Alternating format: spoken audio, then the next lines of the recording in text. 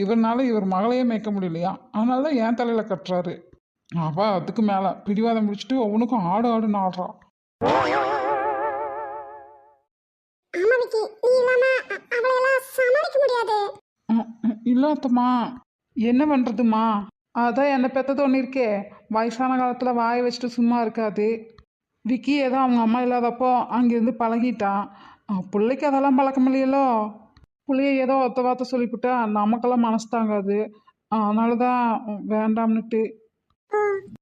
அதுக்குன்னு கல்யாணம் ஆயிட்டவங்க கூட ஏதோ நோம்பி நொடின்னு ஒரு எட்டு போயிட்டு வந்தால் போதும். அதுக்கிட்டெல்லாம் எதுக்கு பேச்சு வாங்கிட்டு வயசு பிள்ளைங்க. நம்ம எல்லாம் தான் அதுக்கு பல்ல விழுந்து வாழ்க்கை இப்படி ஆகி கிடக்குது. அதுகளாவது நல்லா இருக்கட்டும். எப்படினாலும் கல்யாணத்துக்கு அப்புறம் கூப்பிட்டு தானே ஆகணும். அது வாஸ்தவம் தான். பாம்புக்கு பல்ல பிடிங்கிட்டு கூட்டிட்டு வர மாதிரி வாயை மூடிட்டு இருக்கணும்னு சொல்லி தான் கூட்டிட்டு வரணும். இல்லைன்னா ஒரு வீட்டை 9 வீடு ஆக்கிட்டு போயிடுவா.